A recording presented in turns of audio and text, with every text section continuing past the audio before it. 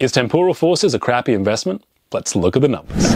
Welcome back to the channel, everyone. Today we're going to be analyzing Temporal Forces, Pokemon's latest release.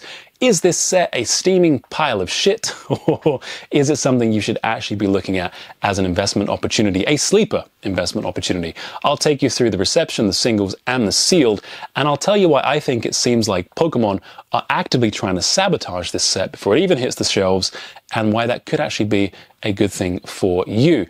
There is a giveaway in this video. Giveaway's back. Larry is hiding once again.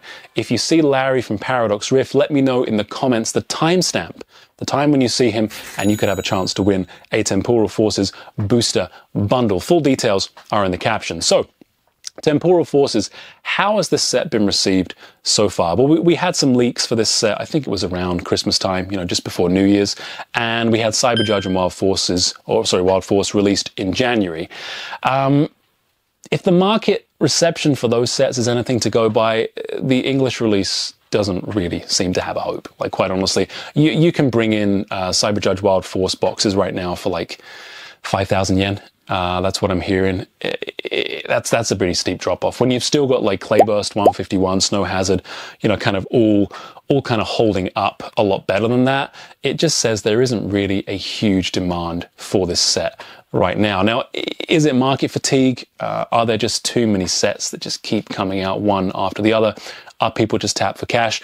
You guys can tell me, but clearly the market is pummeling Cyber Judge and Wild Force, and it feels like Temporal Forces is going to be next. Does that mean people hate this set? Is it really kind of the new battle styles? Like, I've heard some people say that. No, it isn't battle styles. It's definitely not battle styles, but it is Paradox Rift 2.0, which begs the question, why didn't they just combine Paradox Rift and Temporal Forces together and make some kind of Uber set, Temporal Paradox or something? Anyways, since we first saw the leaks, it's really been the main discussion point around the ancient forms of the legendary dogs. That's really what it's been, right? And you're either on board with these legendary like these paradox forms, or you hate what Pokemon are doing to your childhood. And here's my take on this.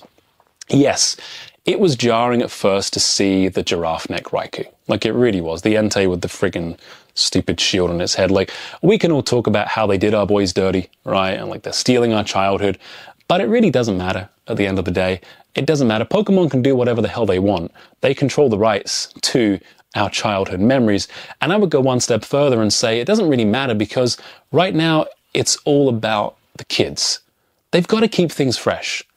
They've got to keep things fresh for the new generation. And friends that I speak with who have, 8 to 10-year-old kids, they love this set.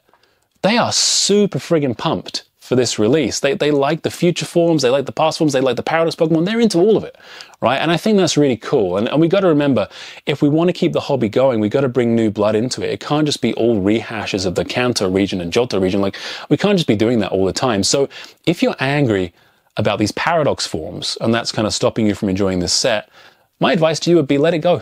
Just let it go. And don't take out your anger on the set. Send your hate mail instead to Professor Sada and Professor Turo. So what about the singles? What does the singles market say right now? How are the singles being received? Well, the singles people seem to be most excited about seem to be those ace spec cards, but I'm not talking about items in this video. Let's take a look at the Japanese versions of these cards and see how they've been holding up, because they've been out, pretty much 2 months. These are the top 5 most expensive cards from Cyber Judge, minus Bianca. Okay, we'll get to her later. I've read a lot about these things. They have the wow factor. Quite honestly, these are stunning artworks. Like, we talk about the wow factor when people want to open sets in the future. This set has some really wow cards. I like them. I do. I like the Iron Crown, the Iron Leaves, the Iron Boulder. I think they have super cool artwork. Even the Salvatore card, which isn't really my thing, it's a neat friggin' card. Like, it really is. It really is. I don't like gold cards that much, but some people do.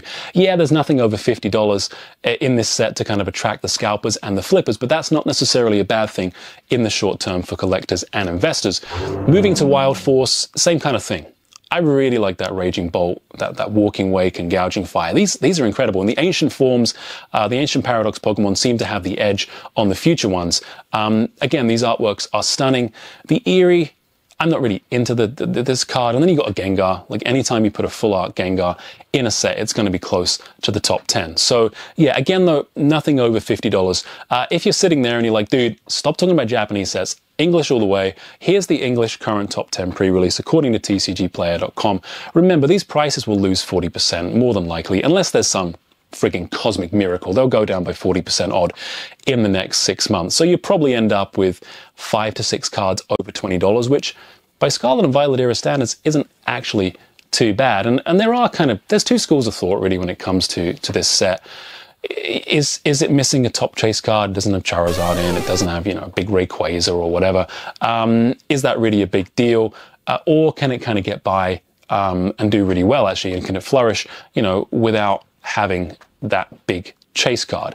And the interesting thing, the answer I have to this is, I would argue that the illustration rare cards in this set are actually better than the secret illustration rares. It is so good to see Pokemon that don't usually have the spotlight shone on them get that spotlight. And I'm getting Astral Radiance, maybe even Chilling Rain vibes from this set. I mean, I'm putting some of them up on the screen here.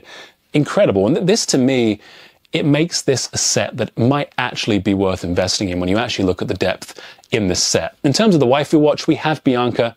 She's from the Unova region. She's 16. She might be a little bit old to be a true, pure waifu. I'm sorry to the guys who watch these videos because I'm always down on the waifu cards.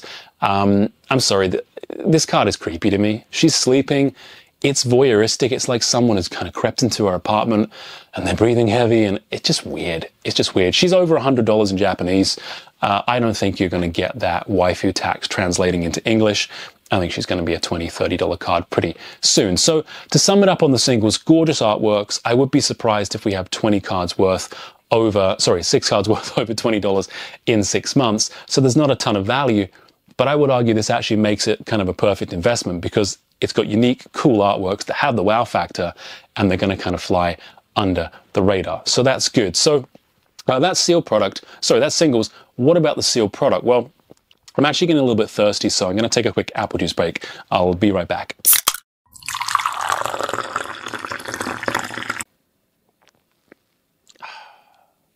That's better. By the way, guys, if you haven't already, please subscribe to my channel. It would mean the world to me. And thank you to some awesome people who lent me their thoughts and opinions for this video. I really appreciate it. So when it comes to sealed product, if you want to take a position in Temporal Forces, what should your strategy be? It all depends on your time horizon, your budget, and your risk tolerance. These boxes, I don't think whatever you buy is going anywhere anytime soon. I'll give you some projections in a second.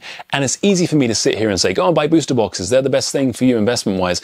That might not be in your plans. It just might not. And it's totally fine not to buy booster boxes. The 3-pack blisters are a good shout. You've got the booster bundles. I like those too. Don't feel inadequate that you don't have enough stuff. There is always going to be someone who has more, a bigger portfolio, a better collection, whatever it is. That's just the hobby. Myself, I am going to be getting 2 Pokemon Center Elite Trainer boxes, which, by the way, should be back in stock on PokemonCenter.com around release day to combat the scalpers. So if you haven't already got one, go and grab one. I'm also going to be getting a booster box for about $145 Canadian. Now, when it comes to the regular Elite Trainer boxes, it looks like they will be low out of the gate. Does Walking Wake have the more popular promo box art? Is it a fluke pre-release on TCG Player? It doesn't matter. They are both going to be in their mid-30s very, very soon. I've got a 5-year price target for the Elite Trainer boxes of around $45 to $50. You're looking at $5 to $6 a pack on this set. I don't think it's going to be going crazy anytime soon.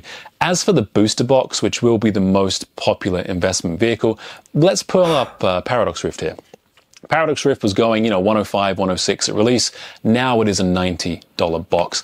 I'd be gobsmacked if Temporal Forces doesn't end up going the same way. Maybe it lands at $92, $95 in 3 months' time. It's going to be going down.